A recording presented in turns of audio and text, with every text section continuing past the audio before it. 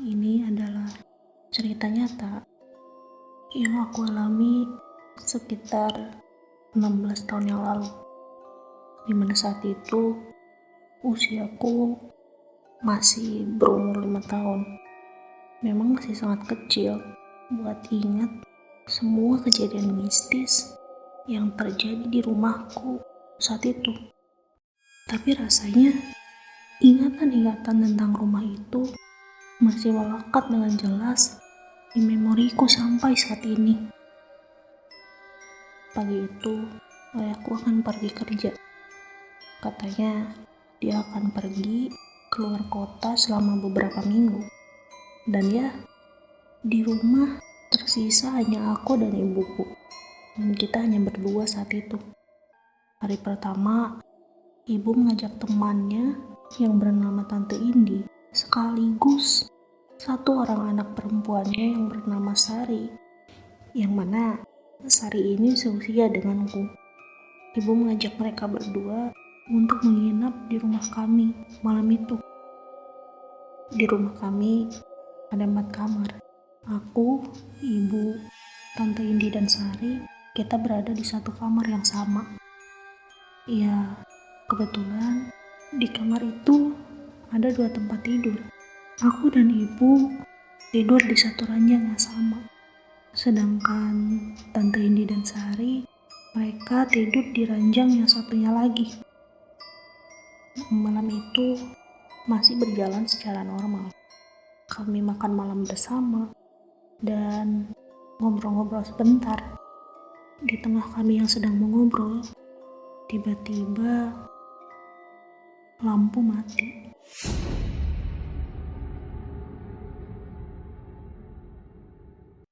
Kami berempat berjalan menuju halaman rumah dan melihat ke sebelah kiri rumah kami, dan ternyata rumah yang berada sekitar 100 meter jauhnya dari rumah kami, ya karena terhalang oleh pesawahan, kami melihat ternyata rumah di sana juga mati lampu.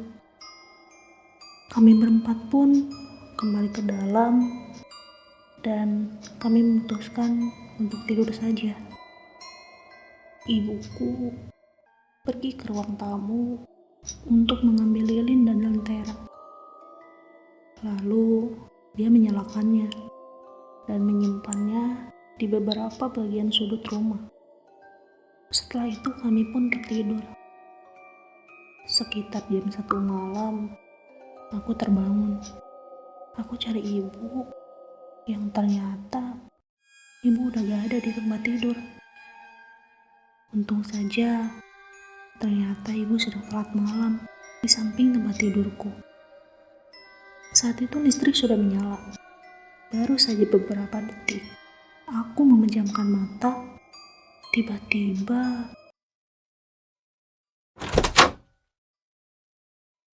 suara pintu membuat mataku kembali terjaga. Aku melihat ke arah pintu.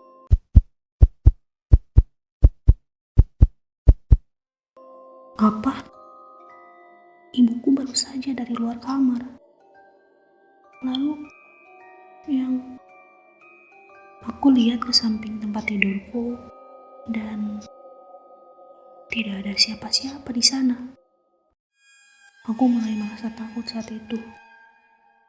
Tapi aku gak bilang ke ibu. Setelah itu, ibu pun melaksanakan sholat malam. Tepat di tempat aku melihat, ya bisa dibilang jin yang menyerupai ibuku. Entah kenapa, setelah melihat ibu sholat, mataku berat sekali. Sampai akhirnya aku pun tidur. Aku pun terbangun karena suara jeritan itu. Aku mencari sumber suara yang ternyata itu adalah Tante Indi. Aku kaget melihat Tante Indi yang berada di sudut kamar dengan ekspresi yang sangat ketakutan. Karena jeritan Tante Indi tadi, ibu dan Sari pun ikut terbangun. Ibu langsung mendekati Tante Indi dan Tante Indi pun langsung memeluk ibu.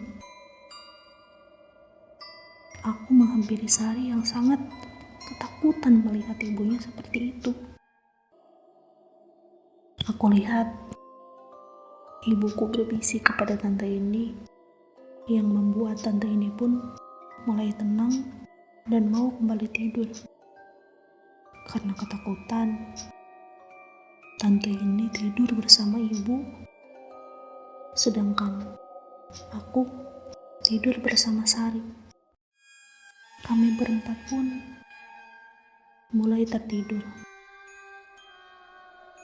Pagi harinya, aku terbangun karena dari luar kamar terdengar sepertinya lagi banyak orang di luar. Masih di tempat tidur, dengan keadaan terduduk, sekilas aku mendengar mereka sedang membicarakan tentang kejadian semalam. Dari cerita Tante Indi, ternyata Tante Indi semalam terbangun karena seseorang memeluknya dari belakang. Awalnya Tante Indi mengira itu adalah ibu. Tapi pas dia melihat ke arah tempat tidur yang ada di depannya, yang mana tempat aku dan ibuku tidur, ternyata ibu masih tidur di sebelahku. Tante ini menoleh dan itu bukan ibu. Itu sosok wanita yang mengenakan piyama putih dan wajahnya penuh dengan darah. Itu sebabnya kenapa Tante ini sangat histeris malam itu. Aku membangunkan Sari dan kami pun keluar kamar. Pagi ini rasanya banyak sekali orang yang ada di rumahku. 1 orang teman ayah dan 6 orang pekerja pabrik makan pagi bersama saat itu. Tak lama setelah membereskan bekas makan kami, Tante ini dan Sari pun pamit pulang. Ibu mengajak Tante Indi untuk menginap lagi di rumahku. Ya, sesuai dugaanku, Tante ini menolak. Mungkin karena trauma karena kejadian tadi malam.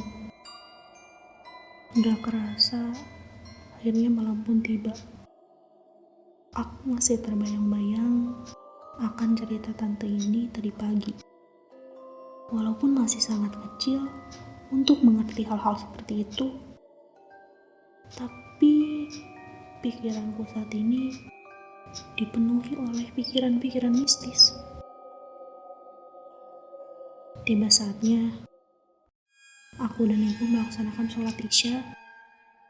Setelah selesai, aku langsung beranjak tidur, sedangkan ibu melanjutkannya dengan berzikir. Baru saja beberapa menit aku tertidur, tiba-tiba